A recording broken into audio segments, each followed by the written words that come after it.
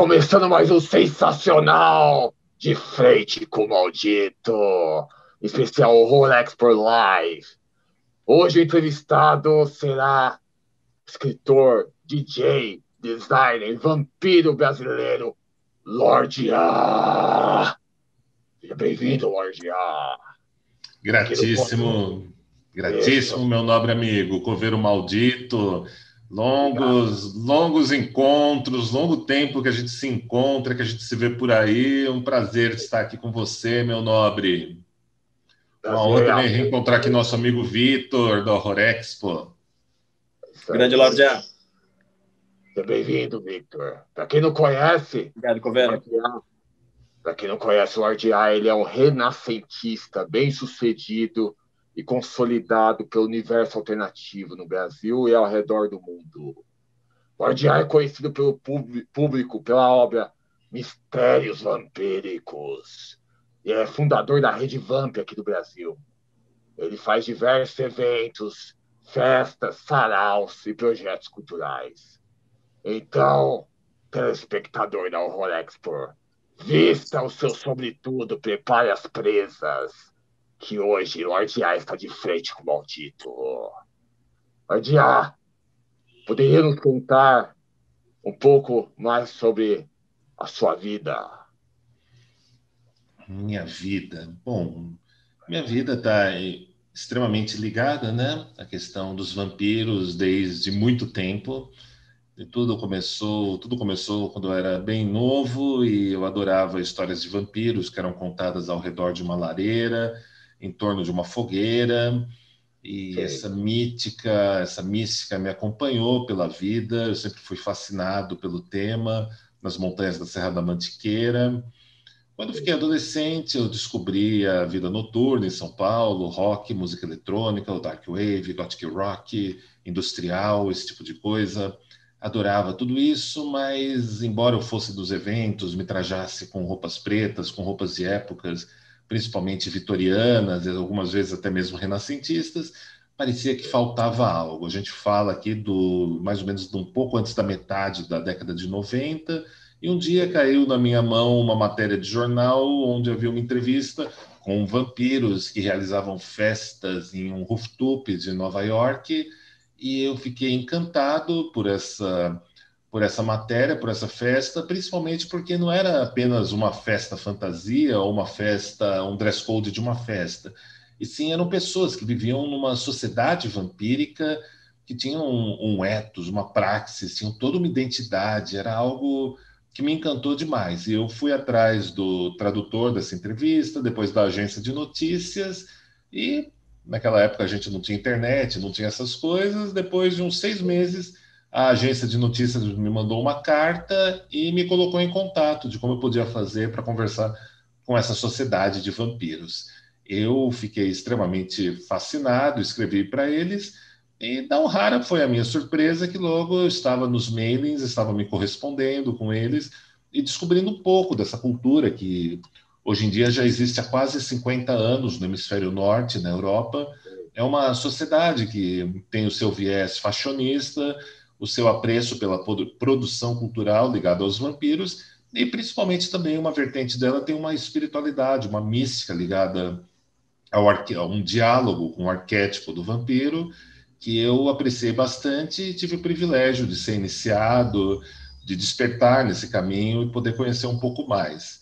Trazendo isso para o Brasil, no final dos anos 90, eu comecei a discotecar, eu me tornei DJ, me tornei produtor de eventos. Um pouco antes disso, eu era desenhista de fanzines, fiz um dos primeiros sites voltados para a literatura fantástica, para o horror gótico e também para a questão das subculturas, que foi bem popular naquela época. E eu sou ainda também aquele adolescente que, antes de fundar uma rede vampírica, está aí com 22 anos de carreira, desenvolvendo eventos, festas, passeios temáticos ligados ao dark tourism aqui em São Paulo. Eu ainda sou aquele cara que assistia entrevista com vampiro no Cine Gazeta em São Paulo, e quando saía, passeava pela Rua dos Franceses, na Bela Vista, e ficava apaixonado pelas velhas mansões que tinham lá. E puxa vida, depois de quase 20 anos, eu tenho uma festa anual agora dedicada à comunidade vampírica brasileira, que acontece numa dessas mansões. E, Maravilha, eu preciso visitá-la em breve. opa, vocês são muito esperados lá, vocês dois. E a gente resumir de uma forma, é isso. Eu sou um cara que gosto do terror, gosto do horror, da literatura fantástica, dos escritores, dos poetas malditos. Tenho uma vivência junto da espiritualidade, da mística ligada à comunidade vampírica, bastante ampla, ao ocultismo. Já escrevi, já produzi conteúdo de ficção e de fantasia no começo, na década passada, né, basicamente, em 2000. Depois eu publiquei alguns livros, né, como você sabe, o Mistérios Vampíricos foi o primeiro deles, um estudo de 10 anos sobre de onde veio o termo vampiro, como o vampiro foi se ressignificando ao, com o passar dos séculos, de 10 séculos, como ele foi assimilado pelo ocultismo, pelas espiritualidades diversas, o seu passado tribal, xamânico, como ele se tornou algo bastante envolvido com a cultura pop, né? Como vocês bem sabem, depois de Drácula de Bram Stoker. E, então, depois do Mistérios Vampíricos, vieram mais 10 livros, né? Todos publicados, que são O Deus é um Dragão, a série Codex Strigoi, O Despertar Vamp, o mais recente é o Sob Tuas Asas, Mística Vampírica para Adultos. E isso é o que eu faço.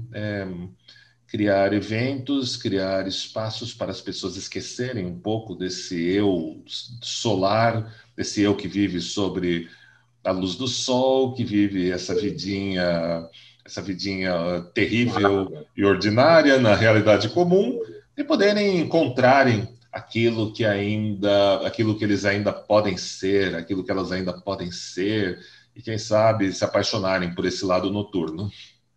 Ah, ótimo. Ordiá, você como um vampiro, poderia nos dizer o que seria um vampiro contemporâneo? Naturalmente. O Obrigado. vampiro ou a vampira contemporâneo são pessoas que que carregam nelas algo, eu chamo de um legado, uma inspiração, uma intensidade, uma força, uma aptidão muito particular que talvez ela vibre, talvez ela irradie, ela emane num grau um pouco mais elevado que as pessoas ao redor, eles e elas conseguem cristalizarem seus sonhos nesse selvagem jardim e muitas vezes transmutarem coisas que acontecem nas suas vidas em inspiração, em expressão, em arte, em música. Alguns se encontram nesse caminho ligado a uma questão de uma produção cultural, criação de ficção, de fantasia, arte, artesanato, cosmakers, músicos, autores, enquanto outros encontram algo ainda mais denso, ainda mais profundo, que é um diálogo com o que a gente chama do arquétipo vampírico. Todos, em geral, têm uma experiência que a sua própria pele, a sua própria carne não é o seu limite, porque quando eles fecham seus olhos, eles abrem uma outra realidade, mais criativa, mais intensa, mais ligada à temática dos sonhos lúcidos. Alguns dizem até mesmo de jornadas astrais, por que não? E coisas assim. Mas normalmente são essas pessoas que não estão tão apegadas à própria pele e que na arte, na cultura, encontram um manancial, uma fonte, até mesmo um arquipélago muito mais vasto para se realizarem. Ótimo. Victor, você tem alguma pergunta para o grande Lorde A? Tenho várias, tenho várias. Ah. Lorde A, como começou esse projeto da Rede Vamp de você desenvolver uma comunidade vampírica? Vitor, tudo começou num grande momento, num ponto de encruzilhada muito forte da minha vida. Eu já estava envolvido com a questão da comunidade vampírica, sua mística, espiritualidade, fashionismo, desde a metade da década de 90. Só que era algo que eu escondia, eu guardava para mim, só para mim, porque era algo muito à frente, algo muito à frente de tudo, uma vanguarda, e eu realmente não queria, tinha medo de passar por algumas coisas que eu sabia das histórias de algumas pessoas do hemisfério norte na Europa que tinham acontecido. Então era algo que eu reservava, era uma espécie de segredo meu. Eu só me correspondia com as pessoas do exterior, com um amigo aqui no Brasil chamado Marcos Torrigo, que foi autor de um livro que eu aprecio bastante, que é o Vampiros, Rituais de Sangue, e era algo fechado, era algo só meu isso. Só que em 2003 eu passei por uma experiência de quase morte e foi assim um ponto de virada na minha vida, que quando depois do susto, depois das consequências, depois de tudo, eu estava olhando, era uma noite de lua negra, sem nenhuma lua no céu, só as estrelas, tudo escuro. Minha vida estava bem definitivamente sombria e lúgubre no sentido mais negativo possível daquele momento. E eu olhei e disse um grande foda-se. Eu estou cansado de me esconder, eu estou cansado de não achar mais pessoas próximas que também compartilhem, que talvez possam viver isso. Eu não aguento mais estar sozinho aqui na América do Sul, distante de outros, distante, não ter com quem compartilhar tudo isso. Então eu pensei, bom, eu vou fazer o que todo mundo faz, vou criar na época um blog, vou criar um site e vou traduzir alguns artigos dos livros norte-americanos, dos livros europeus, alguns pontos, alguns artigos de internet que eram basais, pontuais, indispensáveis. Eu vou fazer isso e eu tenho certeza que pelo menos uma meia dúzia de pessoas interessantes eu vou encontrar para minha vida. Ah, Eu maravilha. cheguei, eu fiz, assim começou a Rede Vamp, a Rede Vampírica. Eu só tive um pequeno erro de cálculos. Eu achei que era algo que só interessaria umas 3, 4, talvez se atingisse 6 pessoas ia ser muito. E no período de meses que seguiram isso, quando eu vi, eu estava sendo entrevistado pelo jornalista Roberto Cabrini no Jornal da Bandeirantes, numa madrugada. Que maravilha. É um grande sucesso a Rede Vamp. Sim, sim, e foi assim. Para mim, assim, minha vida virou do avesso. Eu fui perseguido por religiosos, depois disso, religiosos mais radicais, menos radicais. Eu encontrei pessoas verdadeiramente fantásticas. Os meus eventos cresceram num nível exponencial que eu jamais tinha sonhado. A gente pôde fazer muita coisa legal por abrigos que cuidam de animais abandonados, participarmos de campanhas de doação de sangue tematizadas sobre o vampiro, ajudar isso a se tornar uma lei na cidade de São Paulo e até mesmo pleitear isso para se tornar uma lei, uma data estadual, né, nos próximos anos. E a Rede Vamp foi crescendo, uma produção de vídeo muito grande. A gente criou a Vox Vampírica, que foi um dos primeiros podcasts de música grave, música sombria, dark wave, dark rock brasileiro, envolvendo uma produção cultural. E aí vieram, os anos passaram, vieram os livros. Foi assim, foi algo que foi crescendo cada vez mais e a gente chegando, encontrando vampiros, vampiras na Amazônia, em João Olha, Pessoa, em Porto Alegre, por todo o Brasil. E foi assim, chegamos em Portugal, em Argentina, Chile, Venezuela. Foi algo assim que eu verdadeiramente não esperava que fosse tomar as proporções que tomaram, né?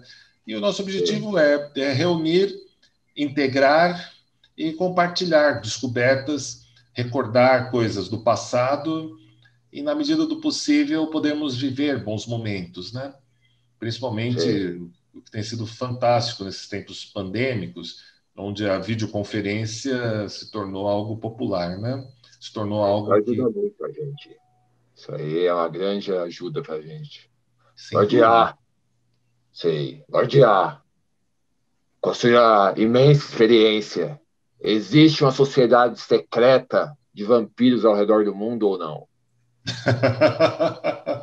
Posso lhe assegurar que muitas sociedades discretas que se dividem em cortes, que se dividem, que se espalham nos chamados Hallows ou Radiâncias, através de Sei. muitas cidades e que todas dialogam entre si, desenvolvem projetos voltados para os seus próprios objetivos nas cidades onde atuam, certamente elas existem, certamente elas estão por aí, sim. Aqui mesmo em São Paulo temos uma. Legal. Victor, mande sua pergunta para o grande Lorde A. Lorde, a gente teve alguns papos sobre os eventos híbridos e eventos online, e você teve uma solução muito bem sucedida usando o Twitch com as festas online. Fala um pouco dessa experiência e dos resultados.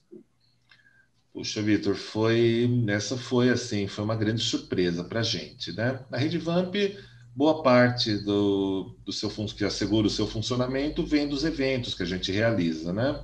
Eventos mensais no Madame Underground Club, que era o Redvamp Nights, ou da Black Limousine Ride, que é o nosso passeio de limusine por lugares macabros e com histórias de assombração em São Paulo, o ônibus macabro, que a gente produz junto com o Madame, a Carmila, Noite de Gala Sombria, na nossa querida e belíssima mansão Rasbaia. Porém, com a chegada da pandemia, o fechamento dos clubes, dos bufês e o evitar a aglomeração, uma decisão bastante acertada, a gente sentiu um pouco de medo, um pouco de pânico. Nossa, e agora? O que acontece? O que a gente vai fazer? Como a gente vai conduzir as coisas? E eu tive dois bons amigos, três, na verdade, que foi o Willan Krieger, o André Balparda, o Willan Krieger da Social Wave, o André Balparda da Cervejaria Mestre das Poções e o DJ Gumi da Santos Bass Music. E a gente viu que estavam surgindo uma espécie de festa online. E então a gente parou, conversou um pouco e, junto com a Chendra, eu virei para a Chendra uma bela tarde, nos primeiros dias da quarentena. Amada, nós vamos fazer uma festa online. Como assim? O que é isso? Você ficou louco? E aí a gente pegou uma plataforma de vídeo muito legal, né? Com um Zoom, basicamente muito similar, muito próximo ao Zoom, mais customizada, com vários plugins e outras coisas. E a gente criou uma atmosfera. A gente trouxe a nossa festa presencial, a Fênstase, que existe desde 2012, e adaptamos ela para o formato da internet, como uma festa com 7 horas de duração, apresentações inéditas das nossas bailarinas, bailarinos, discotecagem em tempo real com os nossos DJs do corpo da Rede Vamp. E aí aconteceu uma coisa muito curiosa, meus nobres.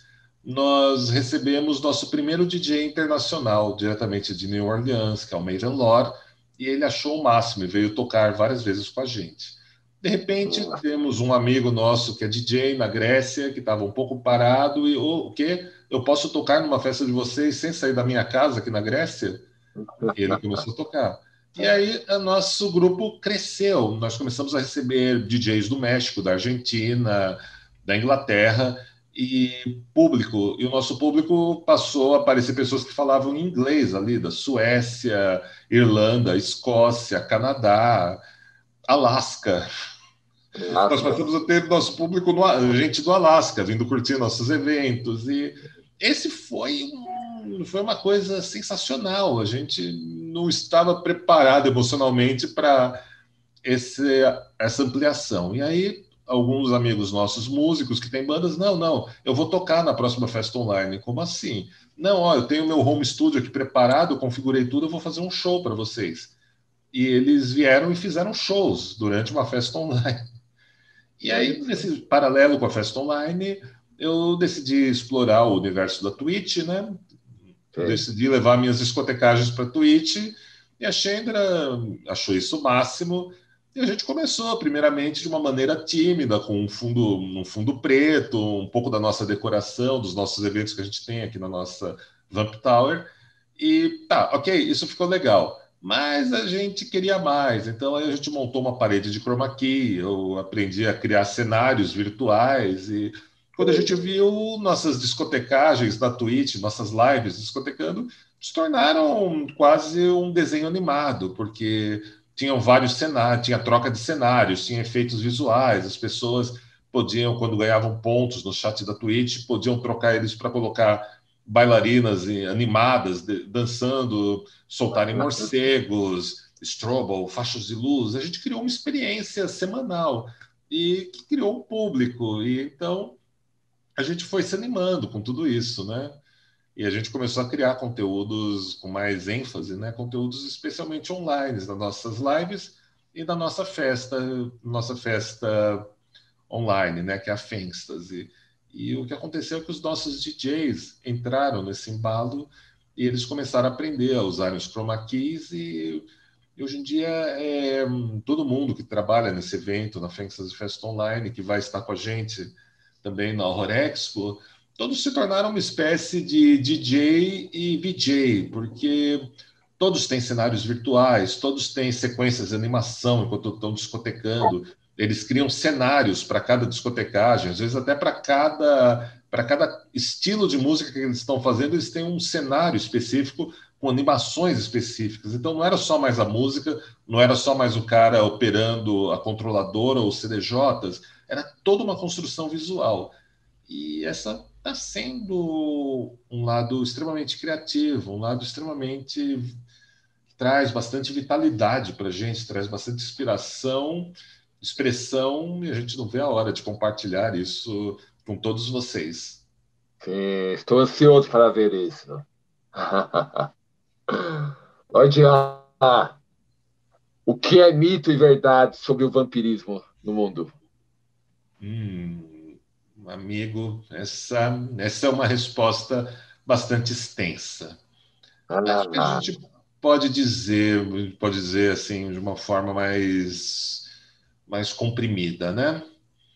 Bom, o vampiro, no termo que designa vampiro, o vampiro, ampir, basicamente vem do norte da Rússia.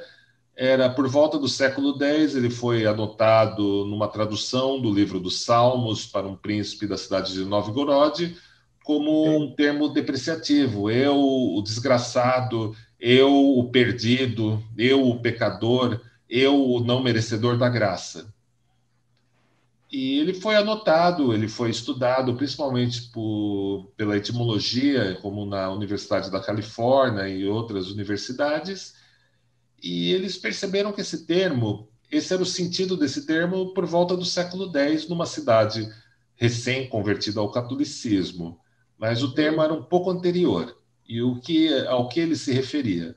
Ele era um termo usado para as pessoas que não moravam na cidade, ainda moravam nas fazendas, moravam nas matas, nas cavernas ou em lugares distantes, e eles eram basicamente os pagãos, os não convertidos. Eles tinham ritos próprios, onde batiam tambores, tocavam flautas, tomavam estranhas beberragens vermelhas, basicamente um processo quase xamânico das antigas tribos daquela região do norte da Europa, do norte da Rússia.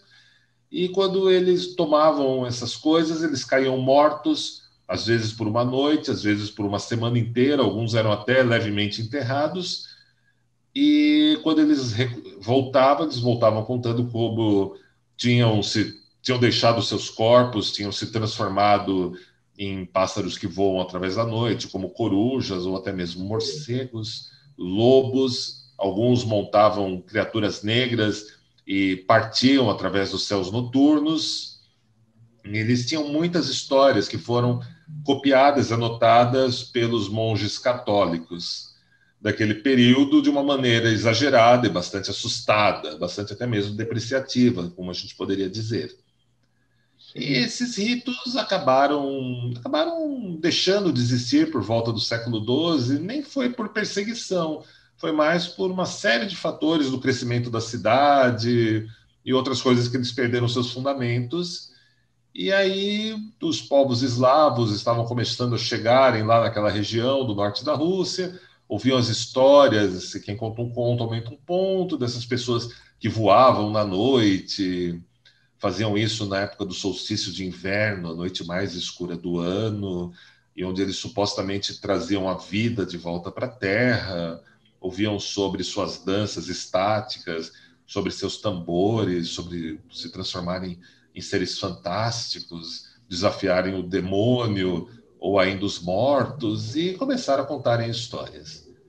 A bem, na verdade, alguns séculos vão se passar, desde o século XII. Ali no final do XIV para o XV, a Inquisição espanhola, basicamente, estava começando a ficar sem alvos para jogar nas suas fogueiras, e o que eles fizeram? Eles simplesmente precisavam inventar um novo personagem para queimarem, porque os templários eles já tinham pego. Os heréticos, os cátaros, os bogomilos, eles também já tinham mandado para a fogueira. Então, a última moda da Espanha naquela época era desterrar os judeus, e os que resistiam iam para a fogueira em trajes escuros e com chapéus pontudos antes de serem queimados. E aí isso surgiu um termo que acabou saindo na palavra bruxo ou bruxa na Europa Ocidental, e a bruxa tinha um pacto com Satã ou com o sultão muçulmano, e junto com os leprosos iam envenenar os poços. O pessoal no leste europeu não podia ficar para trás, viu todo esse sucesso desse inimigo poderosíssimo que eram os bruxos, as bruxas, e eles foram mais espertos. Eles concluíram que o bruxo ou a bruxa, depois de morto, podia voltar como um vampiro, esses seres que voam na noite e caçam o sangue dos vivos. E aí você teve as histerias vampíricas, você teve obras como o Malleus Maleficarum, que foi muito lido pelos primeiros vampirólogos da Igreja Católica, onde eles daí inventaram o seu inimigo, onde eles inventaram algo muito parecido com esse vampiro que você vê nos filmes dos dias de hoje, aqueles vampiros mais bestiais, mais cruéis, e essa história foi ganhando corpo.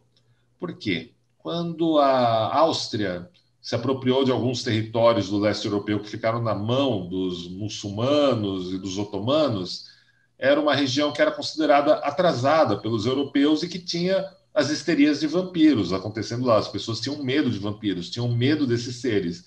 E os europeus do Ocidente ficaram fascinados com aquilo. Nossa, mortos-vivos. E artista, né? Artista é um bicho danado, artista é um bicho perigoso. O pessoal viu aquilo e começou a criar em cima daquilo. Então, logo o vampiro entrou para o romance. Logo, as histórias do folclore passaram a serem recontadas. Algumas pessoas passaram a usar o vampiro como uma máscara, como uma metáfora para falarem de assuntos mais quentes, como sexualidade, sexo, para algumas pautas filosóficas, como o que é viver realmente, o que é viver de verdade, o que é estar realmente vivo, o que é realmente estar morto. E assim eles foram, quem conta um conto vai aumentando um ponto, a coisa foi crescendo. Os espiritualistas, quando viram esse personagem ganhando muita força, eles viram aquela história daqueles seres que voam através da noite. Ei, nós também temos parte com essa história de processo estático. Ei, nós temos uma história de corpo de glória. Ei, nós também deixamos nossos corpos. Será que estão falando da gente? Será que não estão? Acho que a gente tem que explicar isso do nosso jeito. E aí o vampiro entrou na pauta das sociedades discretas, das ordens de cavalaria e desse tipo de coisa. E quando a gente vai chegar lá no século, basicamente a gente chega no século XIX, toda grande capital europeia de nível, de porte, tinha que ter pelo menos uma ópera de vampiro, nem que fosse a mesma história, a mesma ópera que era exibida em todas as outras, tinha que ter pelo menos meia dúzia de peças de teatros vampirescas rolando nos seus teatros, porque isso dava lucro. Todo mundo revendia as mesmas histórias que vinham dos cronistas alemãos ou britânicos. Para os alemãos eram os Blue Books, os livros azul.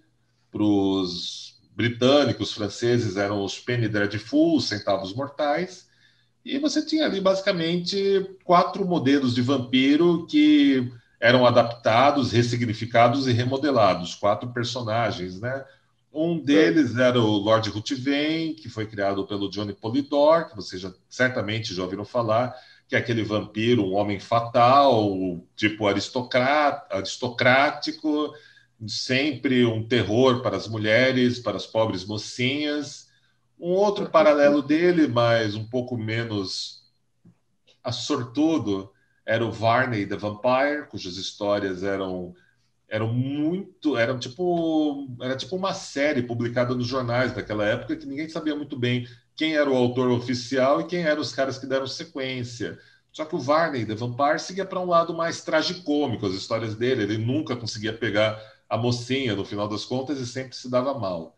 Você tem também a vampira Geraldine, do Sheridan Le Fanu, perdão, a vampira Geraldine, do Samuel Taylor Coleridge, que é aquela mulher bela, poderosa, que você provavelmente vai encontrar pedindo ajuda para você numa floresta escura e alguém sempre vai se apiedar e levar para casa, e aí ela vai se tornando aquela vampira sedenta de sangue que vai ser a danação de todos. O que vai acontecer é que em 1860, mais ou menos, o escritor francês Sheridan Le Fanu vai ficar tão apaixonado que vai transformar essa poesia da Christabel, onde está a vampira Geraldine, na história mais popular de vampiros daquela época, que era Carmila, né? A vampira de Karnstein.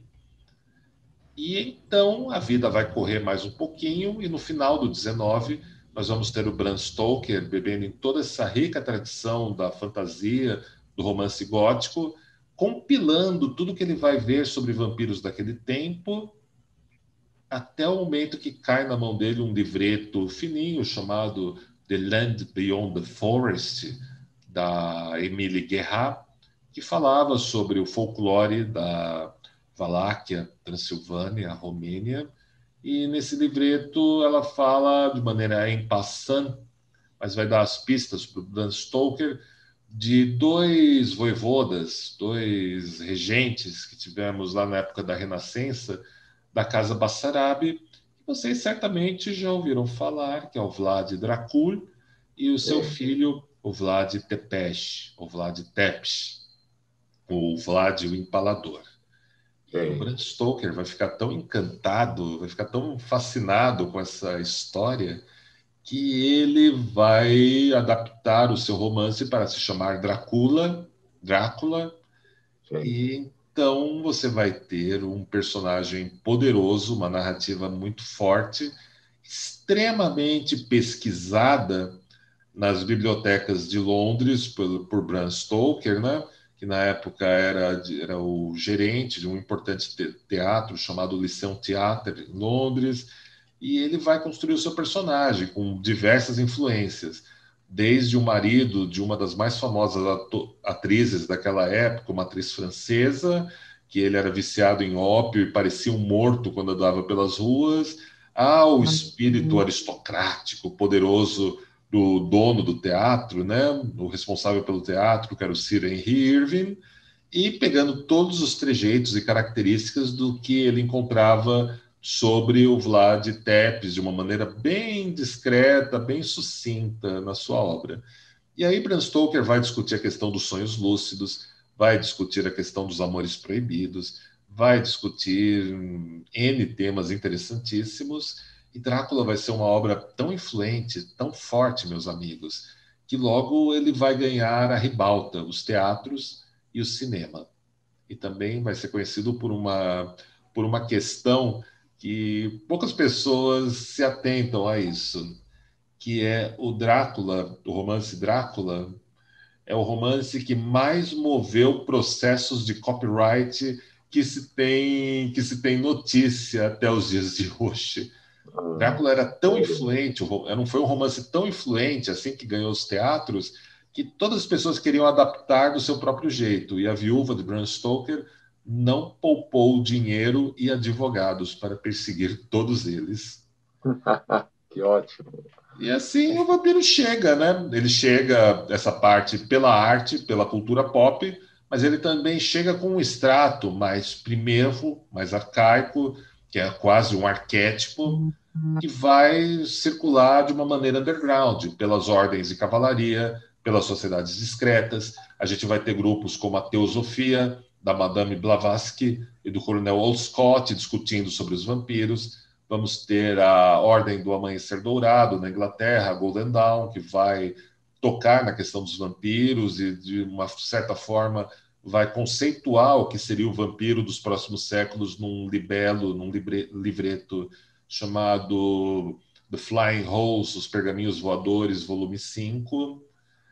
E o vampiro ele vai chegar tanto na cultura pop quanto na espiritualidade. O que vai acontecer é que, diferente da bruxaria, do druidismo, do xamanismo, a espiritualidade e uma comunidade vampírica começa a se organizar só em meados dos anos 70, a partir do estado chuvoso dos Estados Unidos de Washington, e também no papel da fundadora da dinastia Sarrasa, da Goddess Rosemary, e numa outra parte dos Estados Unidos através de um militar chamado Michael Aquino, que vai desenvolver o Temple of Set, que era uma dissidência da Church of Satan, do Anton LaVey. Então você vai ter lá para os lados de Washington um vampirismo mais ligado ao paganismo e, do outro lado, um vampiro mais ligado a um ocultismo clássico.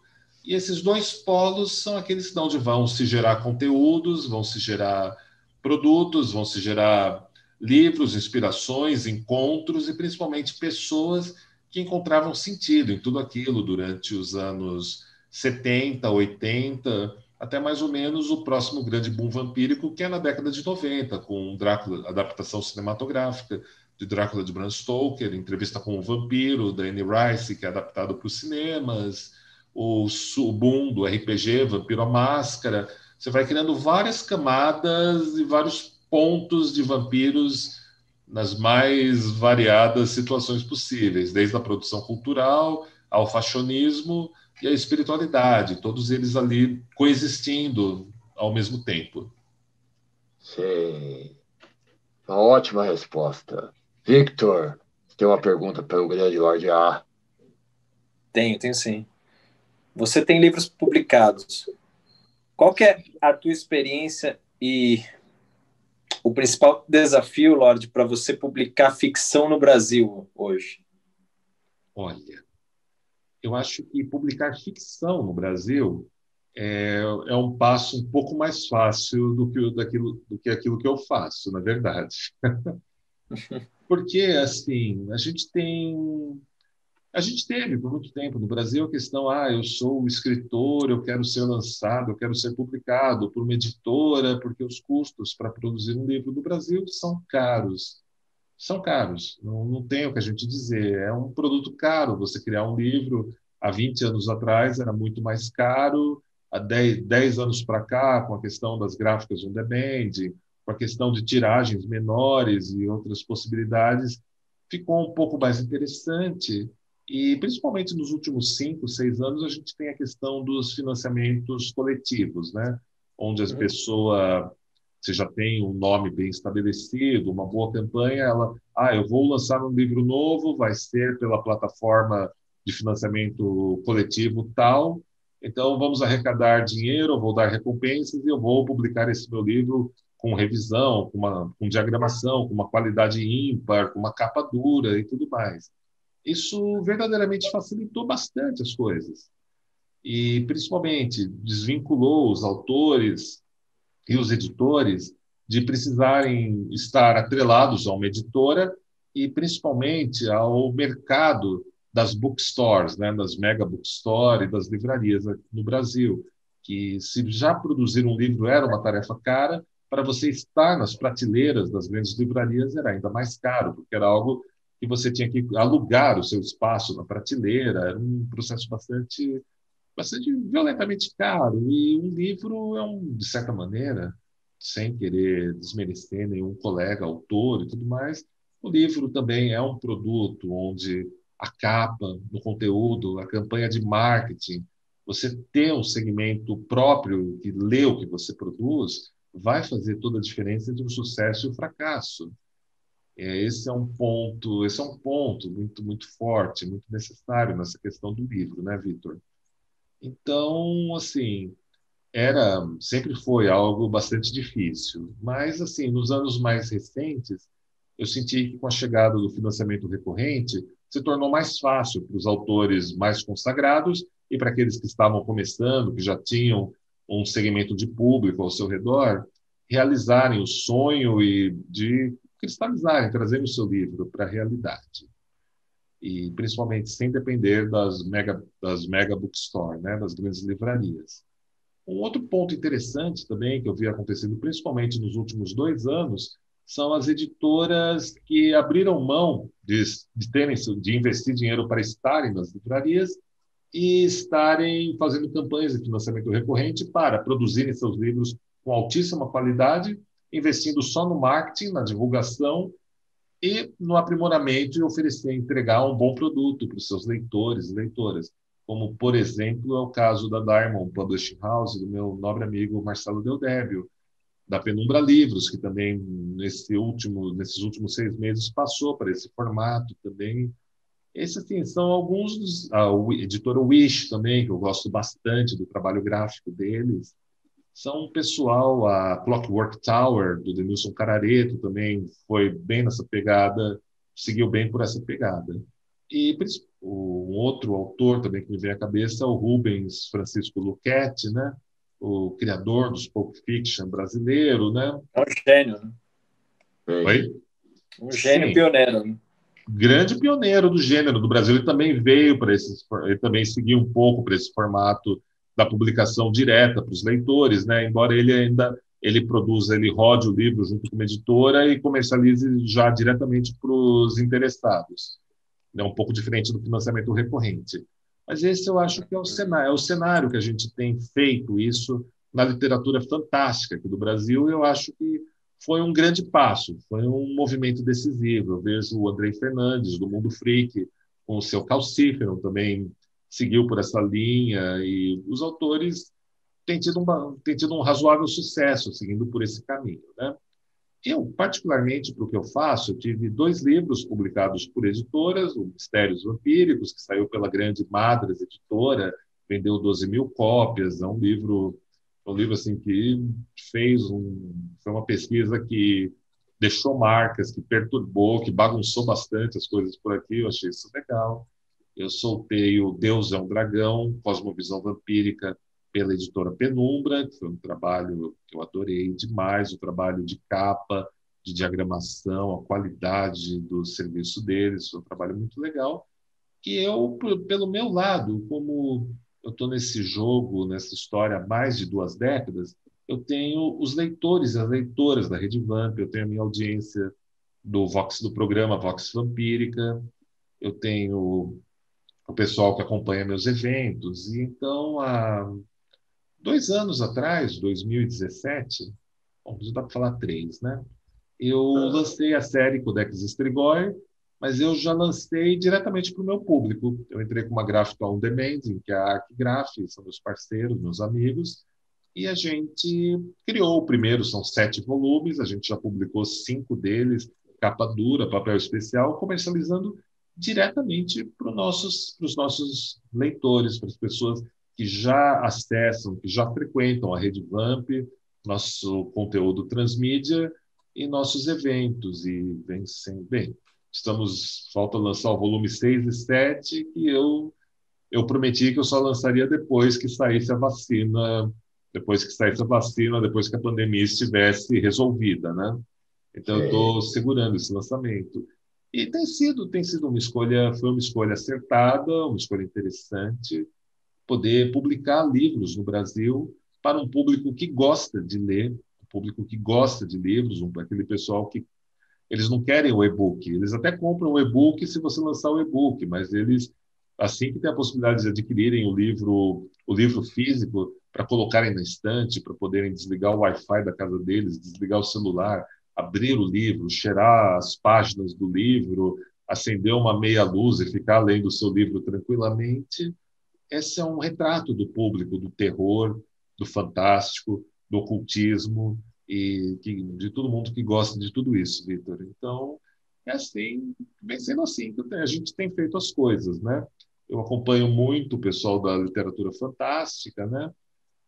Acompanho bem de perto os sucessos, os insucessos, as alegrias, as tristezas deles e principalmente o que eles me contam dos acertos e dos erros, né? É difícil publicar livro no Brasil, mas nesses últimos anos se tornou um pouco mais fácil por conta dos financiamentos recorrentes. Sei. Lordia, quais serão as suas interações na Horror Expo desse ano?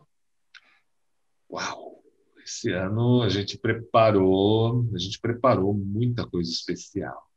Primeiro, a gente está feliz da vida que vamos ter o Horror Expo e vai ser online. Com certeza. Sim. Assim, olha, a Rede Vamp vai entrar com o Halloween Rede Vamp na Horror Expo. Vamos transmitir, vamos ter live streaming a partir do nosso twitch.tv/redevamp, lá na nossa página, na Horror Expo. Vamos ter todos os dias 6 horas de live com documentários, com talk shows, apresentações de bandas nacionais e internacionais, DJs do Brasil e do exterior, convidados brasileiros e internacionais, e principalmente o nosso time criativo, os nossos bailarinos e bailarinas dos nossos eventos, que estão produzindo conteúdos exclusivos das suas apresentações, totalmente editadas e ambientadas na atmosfera do terror e do horror, que estarão sendo exibidos no nosso stand e no nosso palco virtual. A gente tem algumas bandas como Le Longue Adieu, da Europa, temos Bright Storm, aqui do Brasil, temos Columbine Station, da Inglaterra, Cliff and Ivy, do Alasca, Adrian Suirade, aqui do Brasil. Esses já são músicos totalmente confirmados, que já estarão com a gente, mas a gente ainda tem mais 3 bandas internacionais que são referências do Gothic Rock e do Dark Wave, que a gente está aguardando o envio do material deles, a confirmação oficial. Então, a gente preparou o que a gente pode dizer que é um stand e um palco menor na Horror Expo, que vai assombrar, aterrorizar e, principalmente, encantar quem passar por ali no site oficial da Horror Expo, nos dias do evento, da meio-dia às 9 da noite, e ainda na sexta e no sábado nós vamos ter 2 edições da festa online, da Fantasy Festa Online, na temática do Halloween, também com mais DJs do Brasil, do exterior, mais performances, e teve uma que eu guardei exclusiva aqui para contar hoje, Vitor. Vitor, primeiro maldito. No domingo, a gente estava vendo eventos internacionais, a gente viu que eles têm também, além das festas online, eles têm uma espécie de after party. E como domingo, 1º de novembro, né, costuma ser o Dia dos Mortos, né, o Dia de los Muertos, eu e os DJs residentes da Rede Vamp vamos fazer uma terceira festa online que começa às 4 horas da tarde do domingo, totalmente ambientada na temática do Dia de los Muertos mexicano. Ah, que ótimo. Sensacional. Então não perca o Horror Expo está acontecendo, hein? Essa semana inteira aí temos várias atrações. É isso aí, Victor. Tem mais uma pergunta para o grande Lorde A. Para a gente finalizar, Lorde A, eu queria ter o top 10 dos vampiros mais importantes para você, que te influenciaram, como nosso maior especialista, nosso vampiro brasileiro. Opa. Quem são os 10 mais importantes de todos? Vamos lá. Vamos começar. Bom, eu não vou... Seria uma maldade muito grande comigo tentar numerar, botar eles na escala, mas eu vou falar nomes que eu gosto bastante. O primeiro deles, sem sombra de dúvida, é o vampiro Lestat de Lioncourt, personagem criado pela grande autora de New Orleans, Anne Rice, que já subiu 2 vezes no cinema em Entrevista com o Vampiro, e não tão legal o filme Rainha dos Condenados, mas sem sombra de dúvida um vampiro fantástico nas páginas dos livros dele, nos livros das crônicas vampirescas e das novas crônicas vampirescas. Ele, sem dúvida, é o meu favorito. A Rainha dos Condenados tem uma belíssima trilha sonora. Sim, a trilha sonora dela é fantástica. Eu gosto muito. Drácula, de Bram Stoker, interpretado pelo Gary Oldman, naquele filme de 92, eu acho fascinante. É a minha visão preferida do Drácula. Saindo um pouco desse universo, vamos dizer, dos clássicos, eu trago, sem pensar 2 vezes, vou para o universo dos videogames e eu acho que o Alucard, da franquia Castlevania, é um personagem interessantíssimo, que cada vez mais está ganhando mais e mais camadas, principalmente nas animações da Netflix. Eu acho que é um personagem bem interessante. Outro que eu gosto muito foi criado pelo criador do Game of Thrones, né, das Crônicas do Fogo e Gelo, que é o vampiro Joshua York, de Sonho Febril. É um livro é um livro que conta a história desse vampiro que vivia no Mississippi.